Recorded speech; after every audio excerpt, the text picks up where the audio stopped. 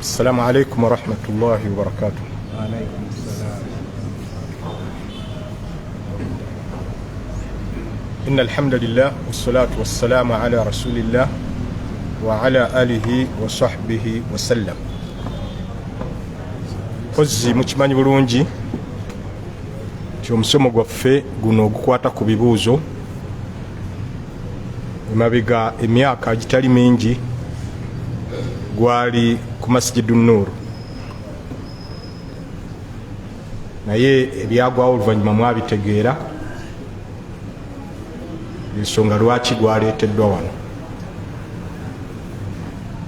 Naye nga ekyamazima kiri nti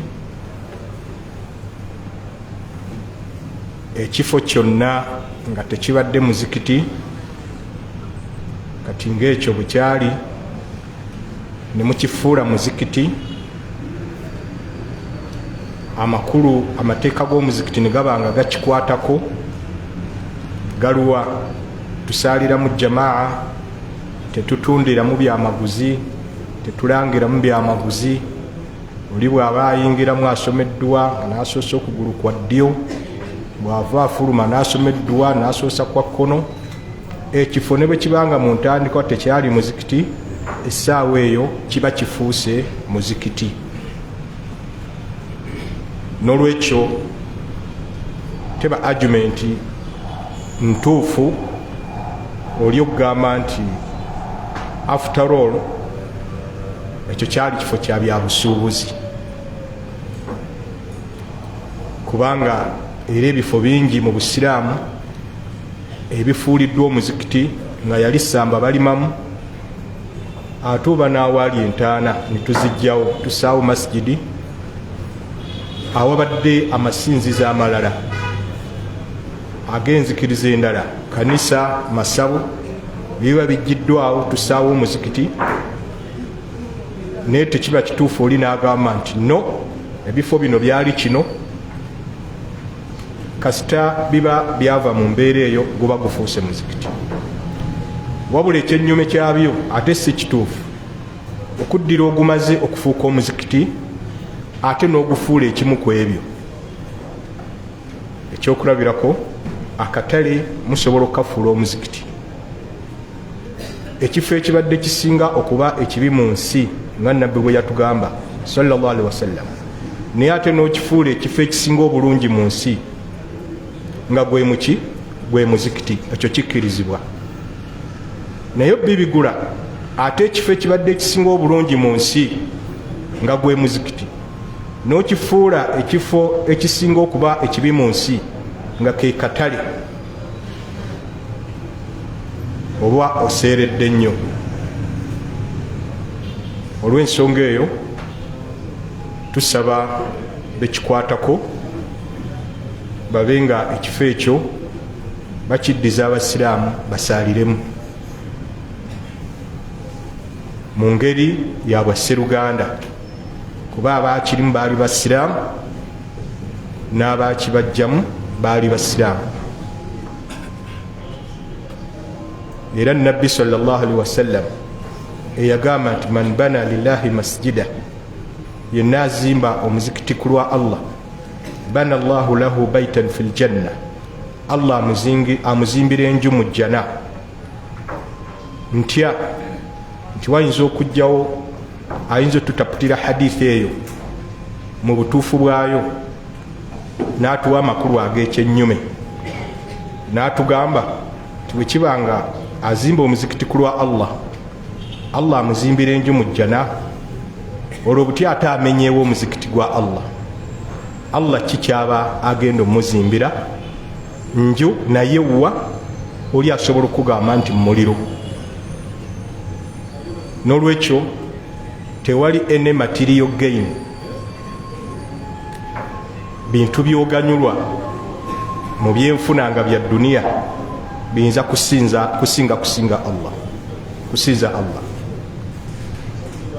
Nossaako n'ebigambo era ebyawulirwa nti abantu abo baali bakolera mu bintu gondi oli n'atuuka nogga nti nange kata babintwalemu.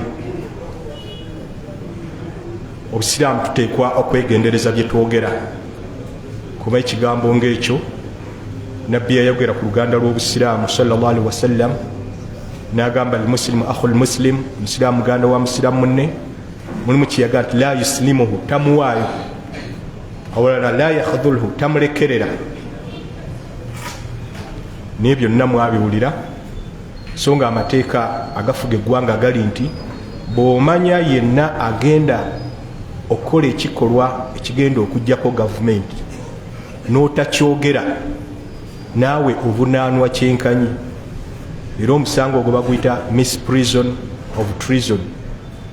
Mu bitabo byabwe bye bayita eby'amateeka n'ebironderezo, Penal Code Act, omusango ogwo gyeguli. Naye oli ne kimufubutuka mu kamwa nti abo baali bakolerawo bino era nange baali bantutte, n'okugamba nti abamu basaba n'ebisonyiwo. Munansonyiwa kino kisiinyaako. Ekyamazima omuntu asobola okusaba ekisonyiwo naye nga siga nti omusanga aguzizza, wabula nga ayagala kwetaasa bwetaasa. Si bwe kiri? Nga wallahi anyigiriziddwa n'agamba tiwali kyakukola, kansabe ekisonyiwo. Abo gye bali. Bwe kiba nga gye bali, tebusaanye kuba bujulizi bwa nkomeredde n'okiteeka ku munno nti yali kino oba kiri, naddala ng'omaze okulaba nti waliwo ate enkolagana eyaggulwawo wakati w'essayidi ezo zombi okubanga obusiraamu bugenda mu maaso. Tujja kusigala insha Allah nga twogerezeganya ne bakama baffe abo kasozi, ne bakama baffe wano nabo obakubiriza bagende mu maaso. Ekifo ekyo insha Allah tuddemu tukisaaliremu, kubanga abaakirimu baali basiraamu. Ekyabajjisaamu siga tibwali busiraamu, wabula material gains n'ebirala bifaanaganako bwe bityo. Wabarakallahu fikum. Barakallahu fikum wa jazakumullahu khairan. Alinayo ekibuuzo kireeta insha Allah taala olwetero kikola. Ekibuuzo ekisooka kirakweri ganda wafagamba nti assalamu alaikum warahmatullahi wabarakatuhu. Sheikh, tuguza amakampuni ebintu naye wetubituusaayo basitowa keepers babitubayo ne babikomyawo ne babiguza baboosi baffe ku ssente entono. Kati olwo ffe abakozi esente zebatusasula nga tumaze okutegeera nti ebintu ebabidyeyo ne babikomyawo, esente ezo ziragula zitya zibatuwako omusaala? Barakallahu fikum. Naam, barakallahu fikum. Tugenda kukyabukula mu bufunze. Ekisookera ddala nti abo booyogeddeko basitowa keepers ababbayo ebintu by'abakama baabwe baba bazizza omusango mu maaso aga Allah tabaraka wa taala. Era obwo buyitibwa bubbi bwennyini, olw'ensonga ekintu oba okijje fi hawzati saahibihi, nga kibadde mu bukuumi bwa nnyini kyo, ate n'okitwala biduni idhnihi, nga takuwadde lukusa. Mu ngeri eyo gw'aba akitutte oba obbye, era Allah aba akulaba, era kika kya buli azaamaanya. Kati awo ekibuuzo we kijjidde, ffe kati abakolayo bwebanga batusasula sente ezifuniddwa mu ebyo ebibbiddwa, kiramulwa kitya? Buli womanya wonna nti ensibuko ya sente haramu, obusiraamu tebukukkiriza kukola ki? Kugirya. Evudde mu mwenge, evudde mu riba, evudde mu bubbi, obusiraamu tebutukkiriza kubanga tukola ki? Nga tugirya. Olw'ensonga eyo tugamba nti n'oyo kyabaalidde kiba haramu ewa Allah, era abatasaana kukirya. Lianna kulla ma nabata min haramin fahuwa haramu. Buli kyonna ekiba kimeruse oba ekizaalukuse mu haramu nakyo kiba haramu. Barakallahu fiik. agamba nti assalamu alaikum warahmatullahi wabarakatuhu. gamba nti sheekh waliwo enzibulula ya hadithi y'omwana emizaddewe egamba okusukulumya ennyo maama emirundi 3 omuzadde omwami, nga kitegeeza nti maama bw'omuwa emitwalo 3 taata omuwa omutwalo 1. agamba nti enzibulula eyo gyetubadde tumanyi bagitugambye nti nfu effufululu. sheekh tutangaze kuki mu nsonga eno? barakallahu. Naam, mashallah. Pozi Nabi sallallahu alaihi wasallam, hadithi ya Abu Huraira, Allah msime, aga nti jaa rajulun, waliwo omusajja yajja ila rasulillah, eri omubaka wa Allah sallallahu alaihi wasallam, faqala ya rasulallah, naga nti wange omubaka wa Allah, man ahaqqu nnasi bisahabati, man ahaqqu nnasi bihusni sahabati, mu bantu bonna ani gwe mansinga okuyisa obulungi? Nabbi namuga nti ummuk, maamawo. Nabuuza thumma man, oluvannyuma ani? Nagamba nti ummuk, maamawo. Nabuuza ogwokusatu, era Nabbi sallallahu alaihi wasallama nga bwatu bwayanukula, wabula ogwalinga oguddako, Nabbi nagamba nti abuuka, taatawo. Buddeyo bulungi. Simanyi lwaki bakakimbuuzaako, ndowooza kino mulundi gwakusatu, simanyi lwaki ne wano bakibuuzizza, naye nabadde sinaba kukyanukula, kuba olumu olaba ebibuuzo biyitiridde bwe bityo, kisoboka okuba nga wabaddewo entaputa endala eba emanyiddwa oba bulijjo gye tukozesa. Tubuddeyo bulungi, naye okutwalira wamu tikiri 100 ku 100 nti hadithi yali etegeeza nti bw'obanga ogenda kusaddaaka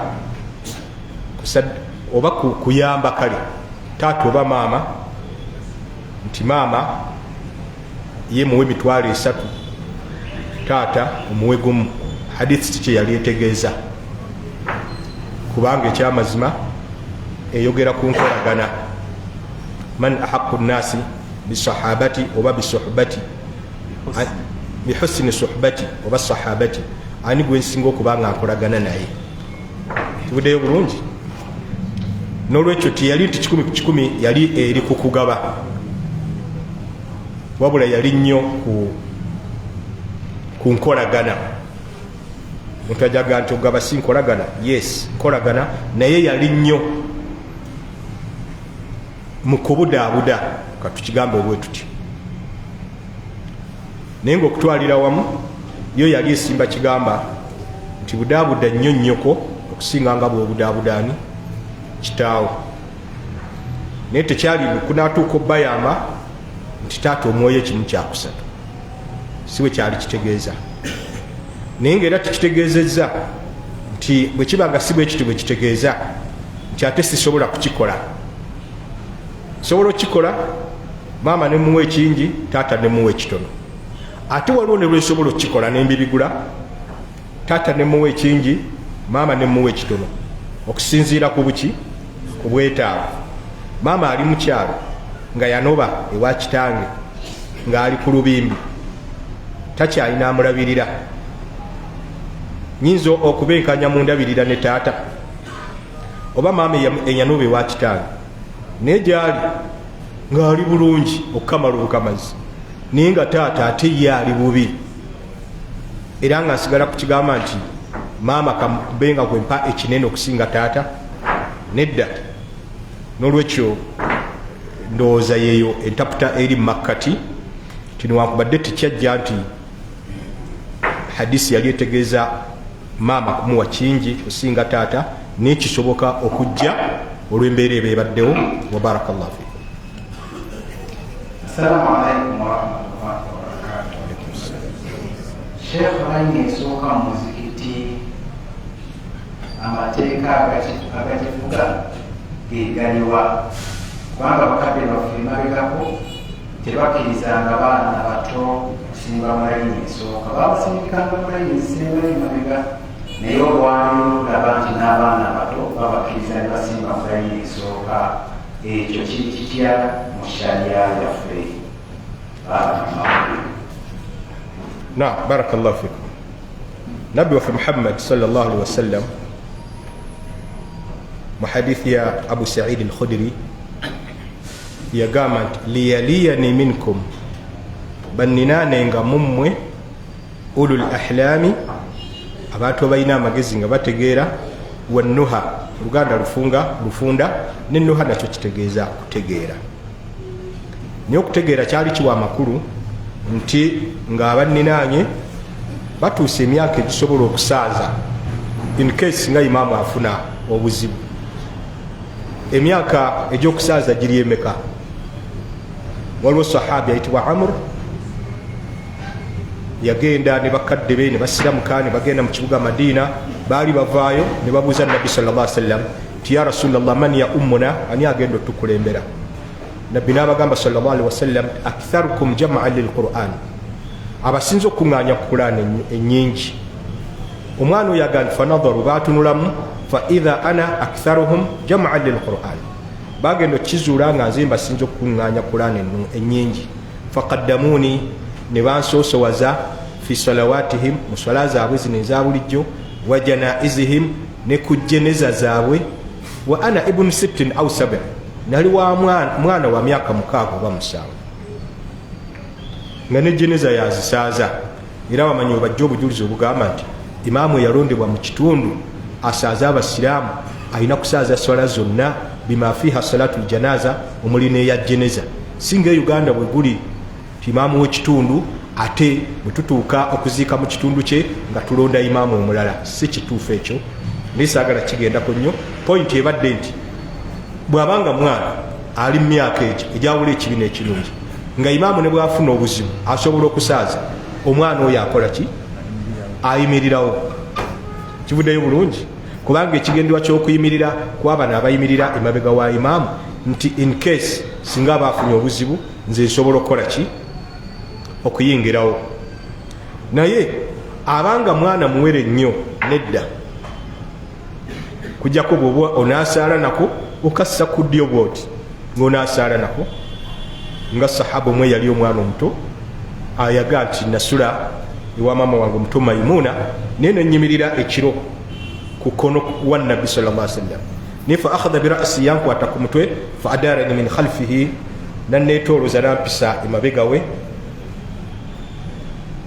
fa aqamani an yaminihi nanyimiriza ku ddyo kaba kaana katungu osala nako okassa ku ddyo tewali buzibu era nabbi teyakayisa mu maaso yakayisa mabega ng'obujulizi obulaga nti yadde omwana omuto tasala muntu asala mu maaso naye almuhimu ojja kuba muto myaka 9 myaka 8 7 ngisolawo gyekuba budinda ng'enjogera ezimu bwe zigamba tujja kukusoosowaza okusinga musajja mukulu kinvinvi lwaki kubanga envi nga bwe tutera kyogera kiba kitone Allah kyakuwadde tewakikolerera naye n'omwana okusoma Qur'ani yakukola ki yakukolerera era ensonga lwaki ekisaanizo ekyo obukulu mu myaka kyekisembayo mu bisaanizo by'okusaaza bwe baba benkana ono yasaaza bwe baba benkana ono yasaaza bwe baba benkana abasinga emyaka yasembayo kati kitegeeza ne bw'onaaba musajja mukulu naye ng'omwana omuto akusinga okusoma Qur'an si gw'ogenda okudda wano emabega wa imaamu nekyo tukyegendereza abayimirira emabega wa imaamu olumu ayinza okuba alina essuula waakomye nga olina okutandikira ng'olumu tojja kusobola n'ebirala ebifaanaganako bwe bityo manya nti abo batosaanawo newankubadde layini esooka nnungi ne paati eyo yeetaagawo abasobola okusaaza singa imaamu aba afunye obuzibu barakallahu assalamu alaikum warahmatullahi wabarakatuhu shabi mbuuza ekitabo lijjanjabibwa litya mu busiraamu nga tokoze shiriki yenna ettalo bwe kiba nga kikakasiddwa awatali kubaamu namatankane gonna nti liba ddogo tewajja kubaawo ngeri ya njawulo gye tujja kugamba nti lyo lino olw'okuba ttalo tujja dijjanjabisa dduwa gundi oba tujja dijjanjabisa ddagala gundi. Eddagala lyonna erikola ku ddogo era lisobola okukola ku ttalo idha thabata bwe kiba nga kikakase nti ddala ettalo liba ki liba ddogo.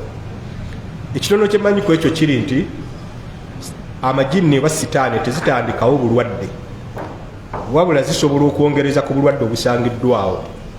Kiyinza okuba n'akatulututtu nejja nekatuulamu nekatakulatakula nekagejja fe tulababbwa naye ng'ate mulimu shayatini. Oyinza okufuna amabwa mu lubuto aga ulcers shaitaani nezijja zikutuulamu nezitakulamu nezongereza ku kiriwo ng'ekigendererwa kyazo nti ono ne bw'anaaba afudde abalabi bajja gamba nti yafudde bulwadde obwo, tebajja gamba nti ze zaamusse. Era Imam Ibn al-Qayyim al-Jawzi mu bimu ku bitabo bye yatukuutira nnyo abasiraamu kubanga twejjanjaba mangu ng'ofunye obulwadde, kuba shaitaani eyinza okuyitamu. Kibuddeyo bulungi ne bwe linaaba linnyo ne bwe gunaaba mutwe ne bwe kinaaba ki. Tunuulira Nabbi Ayub alayhi salam, ndowooza mumanyi shaitaani yamukosa mubiri gwe n'atuuka nokiropa eri Allah, anni massaniya shaitaanu binusbin wa adhabin alim. Sitaani entuusizzaako obukoowu mubiri gwange n'obulumi obuyitirivu n'obulumi obunene. Ago gaali mabwa gaali ku mubiri gwe, newankubadde tukyatuuka ku mutindo abamu kye bagamba nti ng'avaamu n'envunyu. Kyekitabo kyabali kigamba nti yakwatanga n'olujjo n'atandika okweyagula omubiri n'avaamu n'evvu n'atuuka n'oddituulamu evvu eryamuvangako. Ebyo byonna kusavuwaza naye nga yafuna obuzibu nga bumuli ku mubiri. Era bw'otafuna ndwadde yonna ya mubiri n'ogamba nti sijja kukozesa dduwa za busiraamu, kuba ani yakugamba nti edduwa z'okwejjanjaba zikola ku majini gokka. Sheikh omwe ayitibwa Muhammad Shahmani ava mu nsi y'e Morocco, nina ekitabo yawange waka, yakola statement mu kyo n'agamba ku mulembe gwa Nabbi sallallahu alaihi wasallam edduwa z'okwejjanjaba kati ezisinga okukozesebwa ku shayatin ate zakozesebwanga ku ndwadde za mubiri. Era hadithi ezisinga obungi ku ddagala ly'okwejjanjaba, ku dduwa z'okwejjanjaba ku mulembe gwa Nabbi sallallahu alaihi wasallam zaali zikola ku ndwadde za mubiri. Ali eriiso lyalwala binaamukwatako n'amusomerera, oli yabujjibwa omusota Abu Sa'id al-Khudri yamukola ki, yamufujja ku bbwa n'amusomerera, ne hadithi eziggwa mu kiti ekyo. Naye ffe tulowooza nti za majini gokka. Oli bw'alwala omusujja n'ogamba nti tajja kwesomera dduwa Allahumma rabba nnas adhhib albasa wa bas'alu Allah al-azima rabba al-arshi al-azima an yashfiyani oba Allahumma shfini, ne tulowooza nti zikola ku shayatini zokka.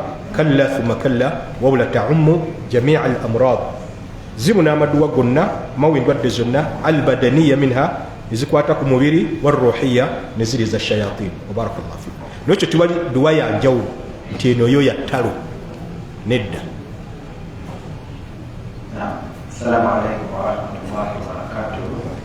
Sheikh webasala salatu duha soka kwazira n'ekima oba ndeetawula esiniya abaffe bwensaala ebbiri n'entoola salaamu era ebbiri eziddako nziramu n'ekima eswala oba ntandika bupya na nniya.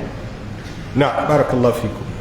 Waliwo esswala ezimanyiddwa nti zo tezirina adhan yadde tezirina iqama, tezirina kwazina, tezirina kukima, bima fiha omuli ne salatu duha. Budde bulungi. Wala ne swala ebeguddewo nga temugyetegekedde ng'ey'enjuba n'omwezi okubikkibwa tetwaziina. So nga obwetaavu bwali baddewo bungi nti abantu babadde tebamanyi nti essaawa zino waliwo esswala, naye nawo tetwaziina. Basahaba aboogera ku hadithi eyo ekwata ku njuba n'omwezi bwe byabikibwa ku mulembe gwa Nabbi sallallahu alaihi wasallam maka gwa mwendo oba gwa 10, bagamba nti Nabbi sallallahu alaihi wasallam n'atuma omu ku basahaba an naadi nti genda okoowole ng'ogamba as-salatu jami'atun, okiddingana emirundi mingi, as-salatu jami'atun, as-salatu jami'atun. Makulu waliwo esswala eyajjama egenda okugenda mu maaso, mugende mu muzikiti.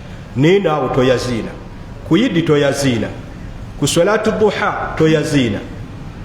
era nekya salatu jamiatun si kigambo kyakwazina kuba alfadhu ladhani maarufa ebigambo ebyeyambisibwa mu kwazina bimanyiddwa walaisa minha naye mu byo temuli assalatu jamiatun simanyi lwaki gye twakijja eyo ate ne tujja ekigambo ekya salatu jamiatun ne tukireeta wakati wa isha ne tarawiya edda mu kyalo olwamalanga isha nga imaamu aga assalatu jamiatun yarhamni wa yarhamkumullah ng'otadde ku bbali nti kyali tukikolaawo ne yarhamni wa yarhamkumullah kuba kuddiramu nnyo n'oguteeka mu kyayi guba mulungi naye ekifo oba ogutadde tekiba kifo kyago nokyo essala eya duha tebaako kwazina yadde okukima wabula olwolumu nga mwagadde ogisaala mu jjama ogamba bugambi munno nti jangu tugisaala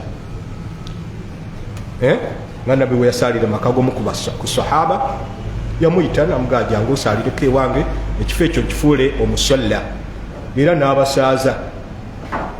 n'asaaza semaka mukyala we yali mabega n'omwana omuto sahaba atunyumiza hadisi eyo yabasaaza mu jjama era imam ibn al-qayyim al-jawzi mu kitabu kizadul maad bwe yali ayogera ku salatu duha manyi yalina engeri gye yagyogerako ng'agoberera omusomesa we ye bo bagamba nti eyo min dhawati l asbaabi swala ya nsonga tesaalwa buli omu era bo ze bayita ensonga alqudumu min assafar kuva mu lugendo bagamba oba tuvudde mu lugendo oba lutalo tosaala salatu duha ne wayita emyaka nga 2 n'obutawera imam ibn hajar al asqalani mu kitabu ki fathul bari n'abaako engeri gye yabalungamyamu era nze nga junior ne matira okunnyonnyola kwa imam ibn al-qayyim kwa imam ibn hajar al asqalani nti esswala ya duha mwana wattu bwoba tuvudde mu lugendo era 94 nakisinyako wano omugenzi sheikh abdul karim ngaali wano mu muzikiti mawe mu ofisi n'avaayo n'angamba nti ekigambo ekyo kireke era nenkireka netwadde ewaka n'akindaga tikituufu basheeka abo ababiri imam ibn taymiya ne ibn al-qayyim al-jawzi bagamba swala ya duha misaala ovudde mu lugendo naye tekyali kituufu batanwa ate nga ddala bwegutu bwe guli tunuulira maimuna mukyala wa nabbi sallallahu alaihi wasallam nabbi amala okusaala naye eswala eya subuhi nabbi nadda waka n'aliko ono mukyala we ng'ali mu adhikaari nabbi bwe yakomawo okusaala duha mu muzikiti namugamba okyali mu mbeera gye nakuleseemu tiye anze njogedde ebigambo bimeka 4 emirundi 3 n'ebisinga byonna byoyogedde kati awo nabbi yali avudde mu lugendo simanyi abamanyi baffe hadisi eyo lwaki bagibuusa amaaso abu huraira naga nti awswani khalili bi3 mukwano gwange yannamira ebintu 3 ekimu ku byo raka 2 eza duha bo bakinnyonnyola ti raka 2 duha ezisaalibwa mu kiseera kya duha bo bwe bakitaputa bwe batutugaa nti bebaali tebagimanyi naye saagala gendayo almuhimu la adhana li salati duha wala iqama sola ya duha teyina kwazina yadde okukima ogisaala aiwa kyekimu oli muqim oli wakaawo kyekimu oli musafir teyawulidde mutambuze nga abamanyi abo bwe baali bagamba era waliwo abatera okutugamba mwe baseeka bammwe babiri imam ibn taymiya ne imam ibn al-qayyim kwoteeka ne sheikh muhammad bin abdul wahab nga balowooza nti la ma khalafnahum fi badi almasail ti mu nsonga ezimu abali ku manhaji ya salaf tibabaawukanako mu masala agamu kakibe nga amangi bakwatagana nabo barakallah. Assalamu alaikum warahmatullahi wabarakatuh. Sheikh batugamba mbu ashabu kafi balina embwa. Balina ki? Embwa. Kiri kitya ng'ate obusiraamu tebutukkiriza olunda mbwa. Era batugamba mbu zaasigala mu ntugu zaafa oba zaalagawa. Naam. Kana akawaira akasembyeyo zaafa kisoboka si kiwaddeko obujulizi bwankomeredde nti zaafa naye kisoboka okuba nga zikola ki zifa nga tezikyaliyo ate era kisoboka okuba nga zikyaliyo wal ilmu inda Allah kwekyo okubanga namu banfu Allah yakimanyi. Singa kyali kitongera obukkiriza nga atakimanyi imaani eba nkendeevu, Allah yali kitubuulidde, kuba ayagala obukkiriza bwaffe bukole ki? Bweyongere. Naye nze wenkyakomye wandaga nti ebikwata ku mbwa ezo aya eyo teyabyogerako, ne hadithi entono ze naasomye sirinaawo zogera kuwambwa ezo. Ekikwata ku kuzirunda embwa nti ate twagaanibwa ozirunda bo nga baali nazo kyanukulwa mu ngeri bbiri. Engeri esooka nti ezo zaali umma ezatusookawo, al umma musabika, ate nga Allah yatugamba nti walikulli ummatin ja'alna shir'atan wa minhaja. Buli umma yonna twagiteerawo amateeka gaayo n'enkola kwekola ki? Kwetambulira. Kati tujja kusika byali mu umma ezo tubireete mu umma zaffe zino, okujjako nga umma zaffe zino zabikuba mu sitaamu. Abamanyi bakifundiza mu kigamba shar'u man qablana, amateeka gabo abaaliwo mu olubereberye lwaffe, shar'u lana, gaba amateeka gaffe, ma lam yunsakh, nga tigasanguddwawo. Tujja kulaba oba ekyembwa kyasangulwawo oba kikyaliwo. Ng'era bw'olaba Musa alayhi salam bw'atuuka mu lusenyi olutukuvu, Allah yamugamba nti ikhla'na alayka fa innaka bilwadi almuqaddasi tuwa, yambulamu engatto zo, oli mu lusenyi olutukuvu tuwa. Niye ate nabbi n'atugamba nti khalifu lyahuda, mwawukane ku bayudaaya, fa innahum la yusalluna fi ni'alihim, tibasaalira mu ngatto zaabwe. Kivuddeyo bulungi.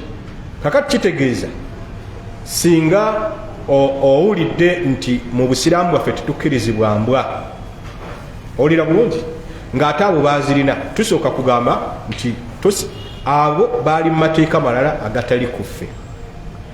Ekirala ekyembwa nga nabbi amaze okutumwa sallallahu alaihi wasallam, Allah tiyekitusalirawo 10 ku 10 temulina kukolagana nazo n'akatono. Kitegerekese bulungi. Embwa tusobola okukolagana nazo singa wabaddewo emu ku nsonga zino wammanga ezalambikwa mu hadithi: erunda ebisolo byo, eyigga byogenda okulya. Abamanyi batukanoga nti ekuuma awaka, ng'ate mu hadisi tekiriimu, nga bagamba nti olaba ogirundisa ebisolo, ekuuma ebisolo, emisege gyereme kubirya. Ate bute bwe tuyinza okugamba nti teekuume muntu, n'omuntu naye esobola okukola ki? Omukuuma. Zezo ensonga ezimanyiddwa. Era Rasulullah n'atugamba nti yenna alunda embwa nga tagirunze lwakimu ku ebyo ebigenderwa ebimenyeddwa, buli lunaku empeera z'emirimu gye Allah amukendeezaamu ekigero ekyenkana qirat. Qirat oba mukimanyi? Ekintu kiba kinene. Mu hadithi ezimu Nabbi sallallahu alaihi wasallam yakigeraageranya ku olusozi olwa Uhud. Kati kiba kitegeeza nti embwa ku mulembe gwaffe guno tukkirizibwa okuzirunda olw'ensonga eyo. Naye bwe tuba tuzirunda twegendereza nti tezikomba mu bye tukoze eki mu byombo byaffe, era bwe zibikombamu tubyoza enjoza y'obusiraamu eruwa ogusooka gwa ttaka, omukaaga kunyomongoza. Hadithi ezimu zagamba emirundi 7 ihdaha ngugumu kugwo biturabi ttaka, endala nejja nega nti ulaha ogusooka biturabi na ttaka. Era oba wakugirunda kikugaana giteekako oluki kamama, kino kibabikka mu maaso nga bwolaba ki mask nenga ya plastic tikikugaana. Budeyo bulungi. N'olwekyo obusiraamu kasita ogirunda olw'ekitali kigendererwa ekyo, n'amakaago malayika tezijjamu. inna almalaikata la yadkhuluna baytan fihi kalbu wala sura wala jaras wala mizmar. Nabbi yatugamba sallallahu alaihi wasallam hadithi ngatte nti enju zaffe malayika teziyingiramu nga mulimu embwa, mulimu ebide, mulimu endere n'ebifaananyi. Budeyo bulungi. Ate embwa eyo kitonde bw'obanga tekiri wakalu kimu ku bigendererwa ebyo, sitaani zikyezza, tekiba na bukuumi bwa Allah. era yensonga ojja kusanga abalogo bangi nga baba nawaka nembwa, babawaka n'ebiwaanyi, babawaka nembwa, nga sitaani zitambulira nnyo mu bitonde embwa. Naye Allah okumanya bulungi ate oba ogikuumirwa kigendererwa kituufu, ate sitaani tizikyepanikirako, kubanga eba erina obukuumi bwa Allah, eba erina obukuumi bwani Allah. Atunulira kigendererwa kyo lwakyo giina awaka n'agiwa obukuumi. N'olwekyo si kikumi ku kikumi nti embwa tetukkirizibwa kubanga tuzirunda. Barakallahu fikum. Allahu akbar, Allahu akbar, Allahu akbar, Allahu akbar. Ashhadu an la ilaha illallah. Ashhadu an la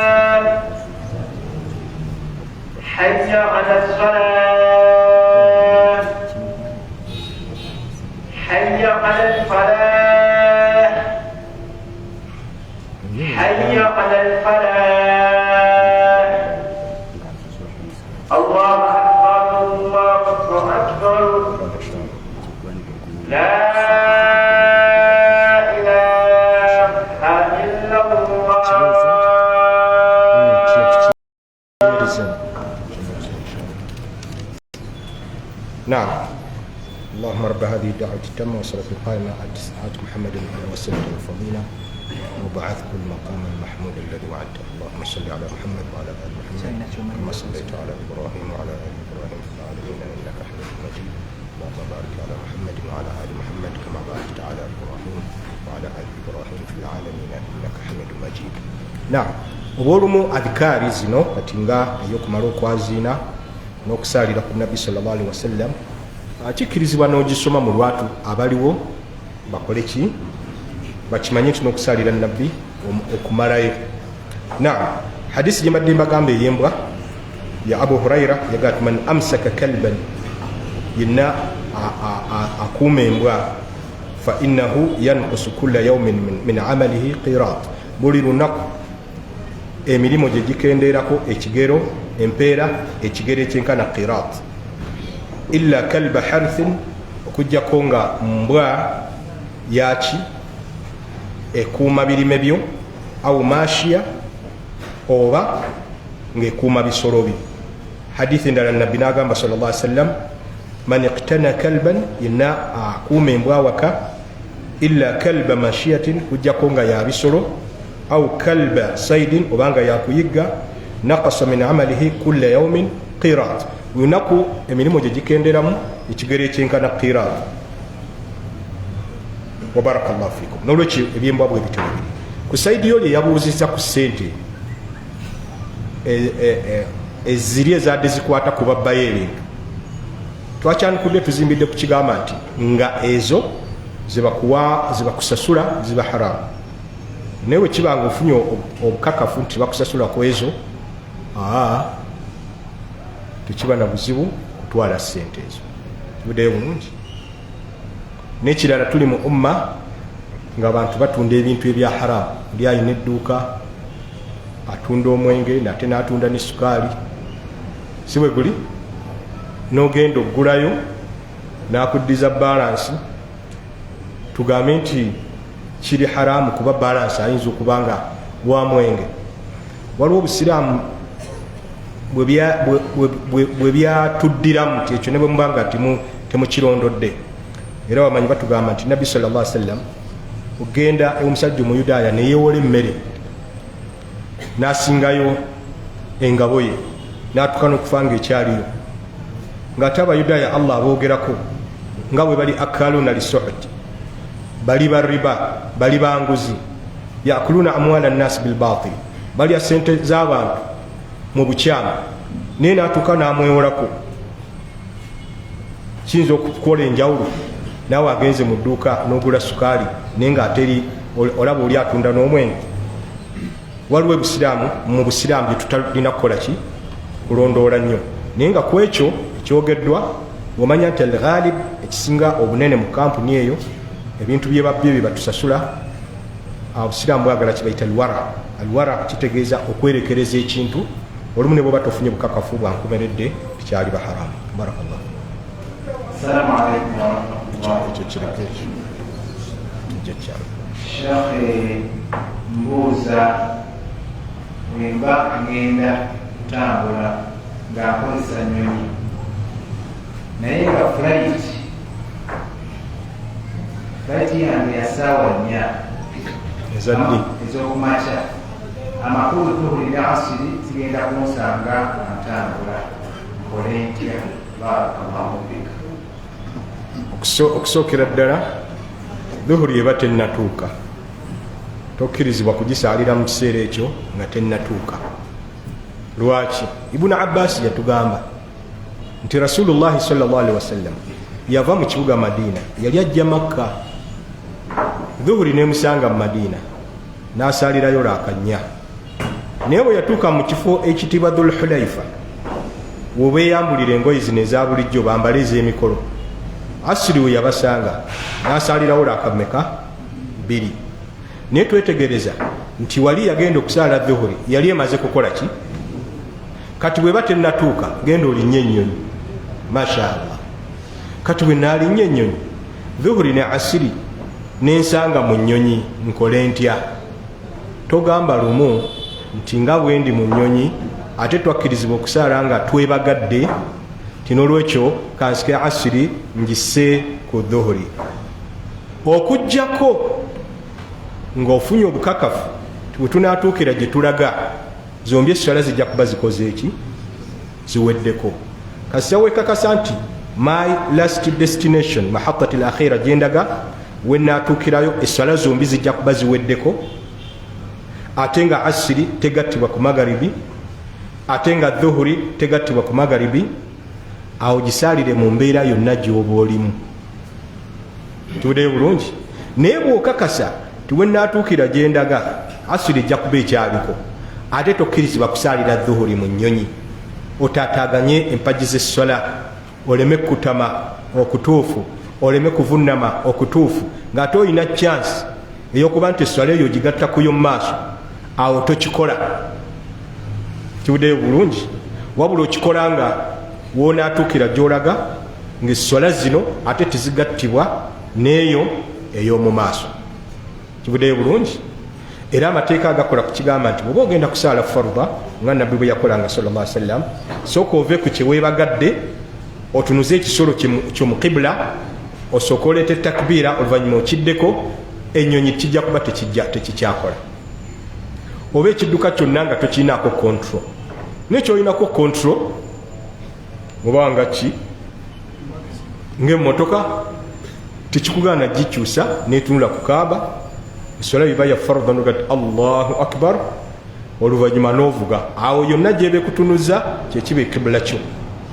Era ayiga nti fa ainama tuwallu fa thamma wajhullah, yonna gye muba mwolekedde Allah gyali. Abalokole batera ogyeyambisa okutulaga nti lwaki ate mutunula mu qibla, naye yali ekwata ku mbeera ezifaanaganako bwe zityo.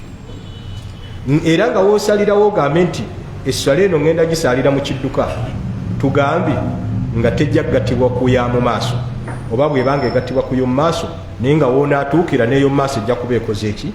Eweddeko. Katusaalira mu mbeera eyo tewali buzibu bwonna. Naye bansobye okugamba nsimbuse essaawa 4 naye nja kutuuka ku magaribi, n'ogamba nja zigattira ku magaribi. Bwe kibanga n'olugendo lw'olimu lwa halaali ogaaniddwa okukola ekyo, olw'obutya bw'ogamba nti ndi kapiira asiri nja gisaala luvannyuma lwa magaribi oba ku magaribi, ate awo ezambi liyitirira.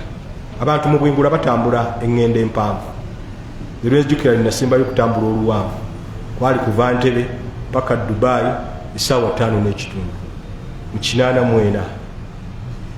Nalina emyaka gyange 19 sebo. Masha Allah nga tugenda okusoma.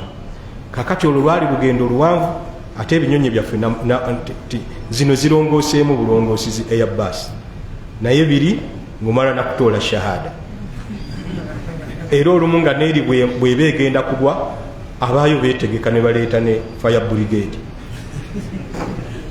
Ezavanga Somalia ne Uganda baziteganga fire brigade. Kakati olulaba lwali lugendo luwanvu. Ate speaker wa parliament bamujiwa ne Uganda ne bamutwala mulimu ku masaza ga America mu bwengole essaawa 10 era ennyonyi ya Uganda yasoose okutuukayo omulundi ogumu bwe gutyo. Kakati oyo singa abadde musiraamu nga tabadde ekyo kyali esswala yali zikoze atya? Zonna zigattira eri. Barakallah. Assalamu alaikum warahmatullahi wabarakatuh. Nire ekisemba yondowooza tusaale. Sheikh, nina kasitoma wange si musiraamu, nze muvuga bodaboda. Newe lwa lunaku lwasange ampita nze muvuga kirangibwa kiti ekyo kubanga nze mutambuza okuntwala ku kyaki. Barakallahu fiik. Na omusingi kwozimbidde ekibuuzo ng'olinga oyagadde tutambulire ku ekyo nti olina kasitomawo bakuteekamu mugwa mu bulago abeere kasitomawo oba yali choice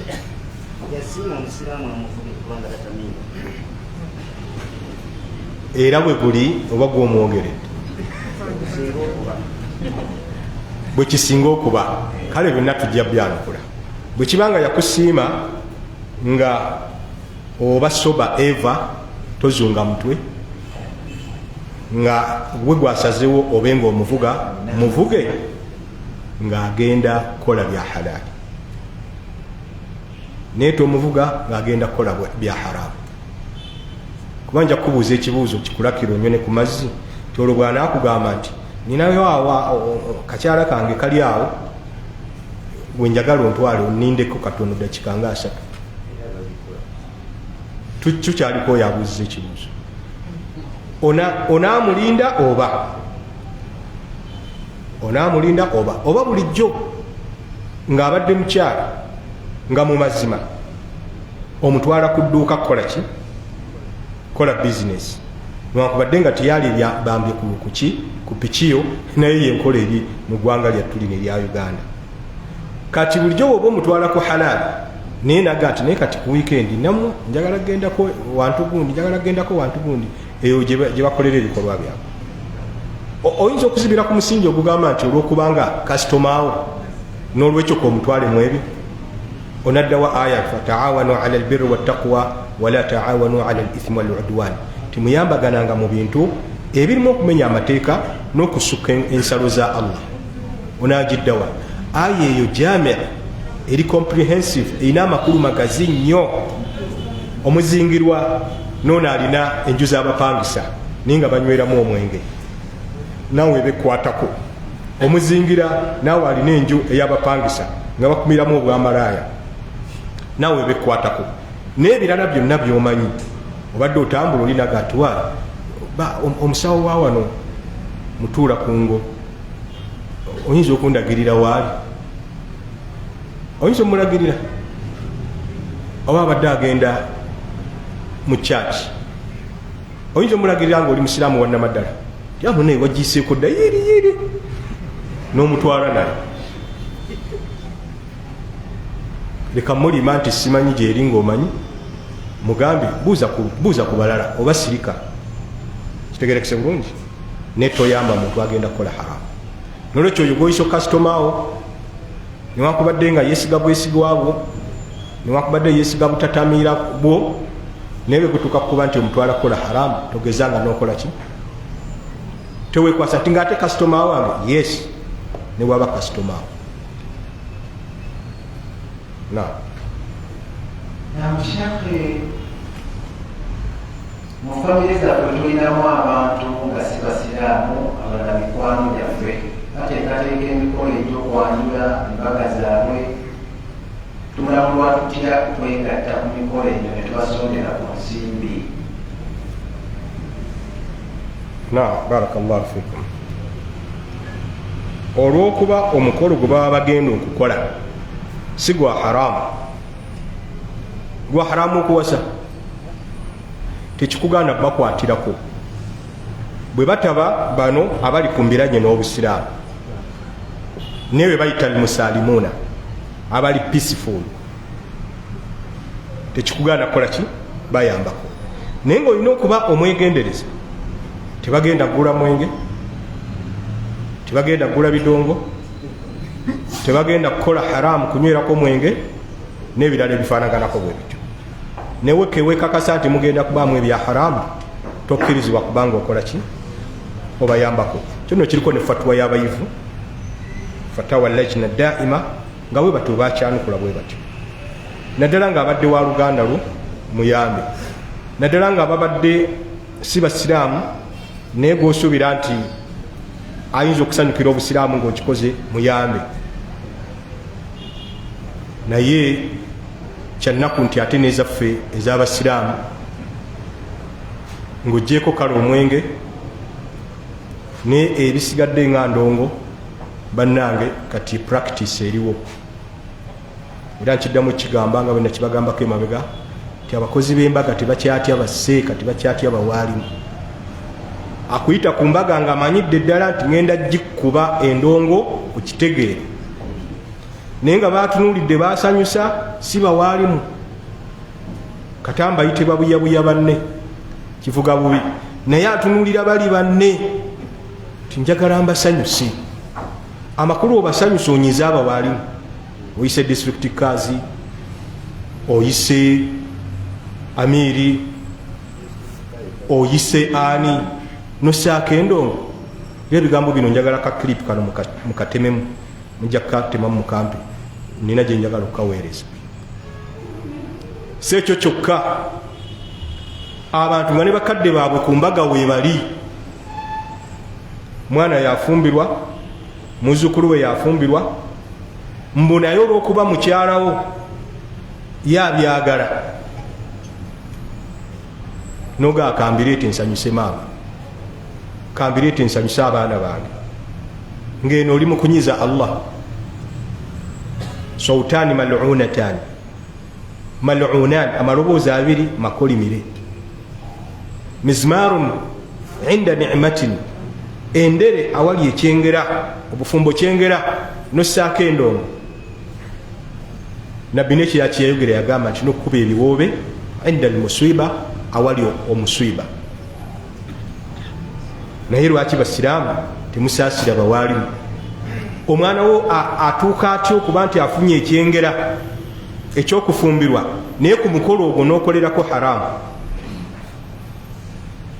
omwana wo ow'obulenzi atuuse nawafuna ekyengera ekyokuwasa naye n'ogula endongo lula kati abasiraamu abamu bebabo baweereza bajeti y'embaga aganja kuwa oyo butto nze ŋŋenda omugula ng'amanyidde ddala nti butto takuba dansi si bwe kiri naye bwe tuziwaayo ebyo abantu bye basoosowaza guni ampadde weziti simanyi bagita kati na public system public address kati ewedde naye nga ndongozi ezibaamu ne bayita abalina okwogera ku mukolo baseeka ne bamuwa eddakiika ezi waluno bampita neŋŋaana nze okusomesa naye bali babawa buli ssaawa ze baagala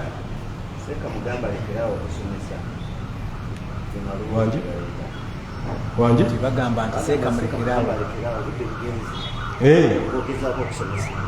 obudde bugenzi bali abali eri bagamba nti seeka mujjeewo endongo yaabwe bajagala alekeraawo obudde bugenze basalako gwe abadde asomesa naye tibatunulidde endongo muleme balowoleza kino olwokuba nti njikuba ne bagaa nti komaawo kyetugamba nti ngaoli ku mbaga osomesa bwoba osomesa ku mbaga kyeka kyagamba nti okwata omuzindaalo mutandika okusomesa dakiika ziba tezirinamu ekitaano nga bali odiensi egamba nti seeka obudde bugenze balaba nti wali mbadde manyi baawano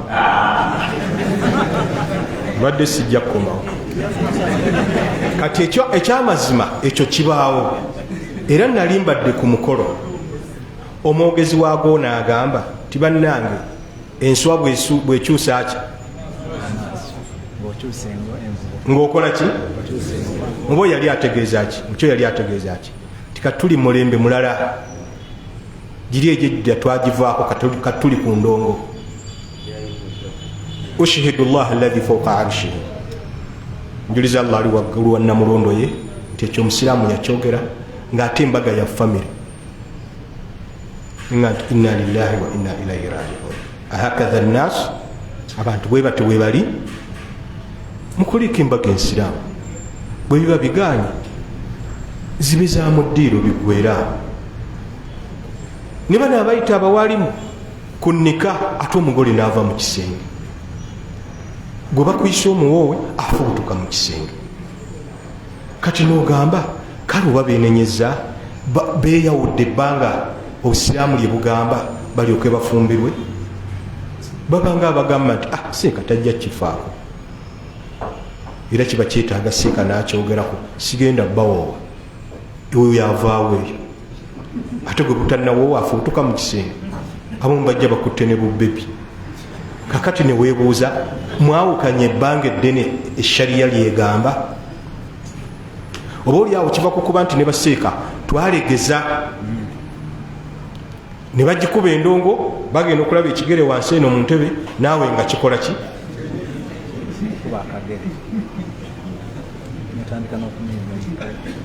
Nti okuba akagere n'onyeenya n'omutwe. Olaba twagala kusiramula njogera egamba nti negozadde, bagamba batya Baganda nti negozadde twaligambye nti akubira ettaali n'ozikira, naye era nakyo kirimu ebirumira. Ani alikubye? Ffe tugamba bakyala n'abaana bato be bakuba amataali. Oli okuva gyavudde mu bwengula n'agamba nti omukyala bw'aba akkiriziddwa n'omwana omuto kiba kitegeeza nti n'abasajja abakulu baba bakkiriziddwa, aba awunzise bubi ensonga. Kuba singa bwe gutyo bwe gwali, kale basajja bakulu baali zikubyeko ku mulembe gwa Nabbi sallallahu alaihi wasallam. Naye bwabanga bwana buto olumu bukozi bw'awaka buzaana n'abakyala ne khalifa aba musigire wa Nabbi, ye tayito y'abakubi b'amataali e Uganda. Waliwo ennaku zino ne gwendaba oba mutabuliigi oba si mutabuliigi ayambala ekkanzu nteme ekirevu naye n'atandika okuzikira. Okuzikira kitegeeza kujjukira Allah, tekitegeeza kuzina. Si bwe kiri? Naye wano okuzina ku mbaga twakituuma kuzikira, era nga tukikuula mu basuufi, kuba bwe bibaga nti leeta zikiri ng'okola ki? Ozina. Ng'ate n'abasuufi bakikuula mu Bayudaaya n'Abanaswara. Abanaswara bwe bagamba nti osobola okuba ng'eno ozina naye ng'otenda Mukama. Mu busiraamu omubiri gwe gusigala nga bwe guli, ebigutuukako oba tobyeyagalidde, ng'okukaaba amaziga, ng'okumera olutiko lwa aya gy'osomye, nga okukaaba, naye tebiba byakyeyagalire.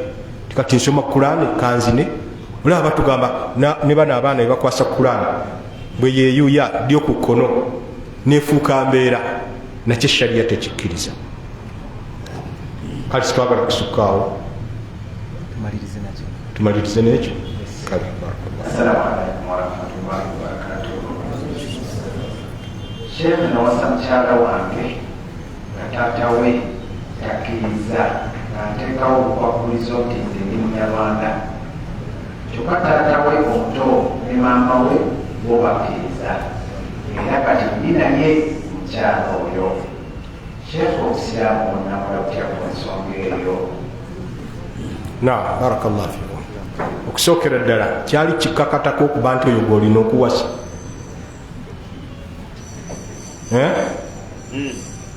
Kikkakatirako nti faruda, ekyo kimu. Kyakubiri, obuko bugenda kumalawo Oluganda. Obuko buno nti mpasizze, oyagala bumalewo Oluganda wakati woono omwana muwala ne kitaawe. Singa kiba kitunuuliddwa nti omusajja yagala okuwasa muwala wange, baawukana nnyo mu buwangwa, kuba kibayita al-kafaa fi nikah, omwenkanonkano mu kuwasa kuzingiramu bingi ne levo y'obulungi. Kati nganze bwenfaanana ompa omwana wo nga mulungi kalaala okiraba bulungi ekyamazima ayinza obutagumira mu bufumbo. Sheikh Hamza naga nti omwana wange sijja mukuwa, si ku musingi nti kiri haramu, wabula ku musingi nti tewali mwenkanonkano. Obugagga ogende wabyemuko omugenzi, ogende njagala kuwasa muwalawo, oba wano ngaani nga yagenzeeyo, ogende nakagaali ti omusajja alina eddiini. Kituufu olina eddiini, tetuganye, naye ate aba asobodde okuwasa, mulimu n'obusobozi bw'okulabirira. Onaasobola omulabirira omwana wa BMK, tojja kusobola mulabirira. Ebyo byonna bitunuulirwa. Fe twalinga mu kyalo, simanyi kakati bikyali, nga Abanyarwanda basula mu lusuku, basula mu busiisira, naye abamu basira mukanga.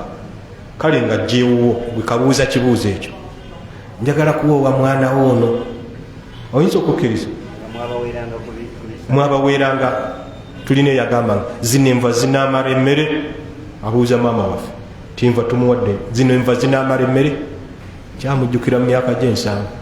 Oyo ng'ajja ayagala kuwasa muwalawo, bw'oba onaamuyambako tewali buzibu, yeekulaakulanya. Kyekiringa bwe tugamba nti Abawarabu basosola, Mwarabu n'antampa muwalawo, olaba n'Omuwarabu nga pulezidenti okulinnya mu Afirika.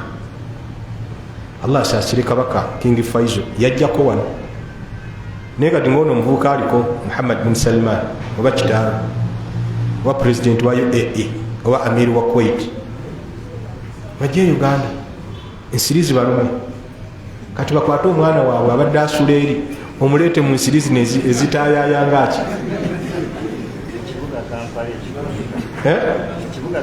Allah, waliwo bannange ng'olumu si ddiini nti gyatatunuulidde, wabula ng'alina kyatunuulidde. Ekirala, emyaka, nze kati ndi 57, ng'okwata emyaka omwana wo myaka 18 ng'omumpa, singa kisangiddwa nga nina abakazi 3, eitha taata w'omwana oba nnyina n'agaana, aba mutuufu. Musajja awedde ku mpagala, ayina n'abakyala 3, si bennina, ayina abakyala bameka? 3, naye mwagala muwa waffe wa 18. Ekiba kitunuuliddwa kiki? Si nti si musiraamu, si nti talina mpisa, niwabaawo other considerations. Nokyo njagadde obbagamba ti si 100 ku 100 toli bw'anaaba nga taata agaanye ng'okkirize, waayinza okubaawo ensonga. Waliwo omuzadde omu yali ku kituuti luvannyuma lwa jjuma, oli najja n'amuga nti njagala kuwasa muwalawo. Okalabya akalenza, toyinaawo imaamu yenna, toyinaawo taatawo muto, toyinaani, ojja kuŋŋambira wano gwakalenzi myaka 22 wano olabye nga we watuufu, newaka kitegeeza tomanyiiyo. Kitegerekese bulungi. Kati bwe ŋŋaana nga tuga nti omusajja hafizi wa Qur'ani, lwaki wamumye omwana? Nyinza okuba nga ebyo byentunuulidde. Nolwekyo ekigaa nti blood is thicker than water, omusaayi guba mukwafu okusinga ki? Amazzi. Kyali kiwa makulu mu njogera y'Abazungu nti olumu Oluganda terumala gavaawo lwankolagana etenkana Luganda. Lwaki olowooza Nabbi sallallahu alaihi wasallam yagaana Ali okuwasa muwala wa Abu Lahab oba Abu Jahal? Abu Lahab yayita siramuse, yali asiramuse, ni Rasulullah n'amugamba nti oyo tojja mmussa ku muwala wange. Naye nga Rasulullah kye yali atunulidde kyali ki? Oli mulabe wange anoonya kunzita, oddire muwala wange gwe mbadde ŋŋenda okulaba awaka, nange tusisinkane, bontegerayo obutwa, bonzitirayo. Ebyo Nabbi yabijjaayo byonna wano byatula. Naye yaga nti muwala wange mu kasolya kamu tasobola kwegatta na muwala wa mulabe wa Busiraamu. Naye ng'omuwala yalina obuzibu? Omuwala teyalina buzibu, wabula ekyo Nabbi kye yali akoze eki? Ekirala sallallahu alaihi wasallam kyengenda okumaliriza nakyo, wayinza okuba nga waliwo famire nga yayisa bubi nnyo famire eno, eitha kutta muntu waabwe oba mutuusaako bulabe oba ebifaanaganako bwe bityo. embeera ekyaliwo, embeera nyeyo ekyaliwo ng'ate owamu famire eri ajja okwogereza muyafu ng'era oyazze mu naddiini era wampisa. Tutunulira ekigamba tunakyalagana ku mbeera eyo eyaliwo. Kitaawo yatta maama wange kyakulabirako ngoga nti eddiini n'empisa olw'okuba ozirina nkuwa omwana wange. N'olwekyo oluganda terukutukawo lwa buko. Era ensonga lwaki obusiraamu butugaana okuwasa omukazi ne muganda we nti baba n'oluganda lwabwe luno olw'omusaayi, luno olw'obuko lugenda kuggwaawo ng'onaamutwala ono nga mujjawe.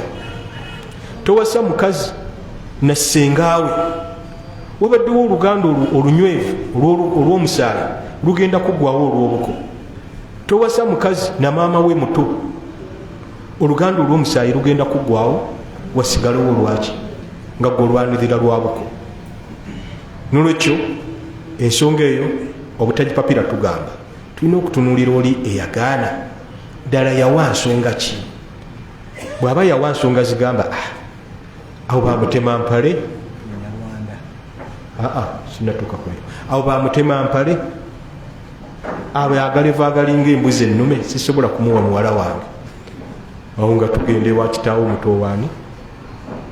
Naye noono yagamba nti munyarwanda yasinzira ku kuba nti kali kyazaawukana, ono ayinza okugenda eri n'asitama, kubanga mukyalo munyarwanda mu kusitama si buzibu.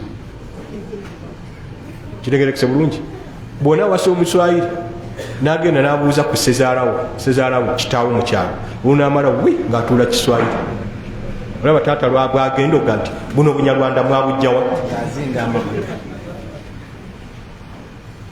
nga yentuula. Kitegerekese bulungi. Nolwekyo kyebayita alkafaa, kubaawo okwatagana mubagenda okufumbiriganwa kikulu nnyo. Naye olumu nga ensonga bwe ziba nga teziriimu ggumba, kitegerekese bulungi, ogenda mu booluganda lwe olw'okumpi nga bannyina kitaawo omuto nebifaanaganako bwe bityo. Ate ne bwe kibanga oba omuwasizza, kiba kyetaaga mu butuufu ogezeeko nnyo okussaawo olutindo wakati wo n'abo abamukumye. Omuwala aleme kumala mwaka mulamba tawuliza kitaawe olw'okuba gwe yakufumbirwa. Oluganda anaaba aluyunze, ajja kuba taluyunze. Gezaako nnyo okulaba nti bw'abanga ensonga ze yaleeta tezaali za ddiini n'omuwasa mu ngeri eyo, gezaako nnyo okussaawo olutindo musobole okuba nga muwuliziganya. Wabarakallahu fikum. Subhanakallahumma wa bihamdik, ashhadu an la ilaha illa anta, astaghfiruka wa atubu ilayk. Assalamu alaikum wa rahmatullahi wa barakatuh. Waalaikum salaam wa rahmatullahi wa barakatuh.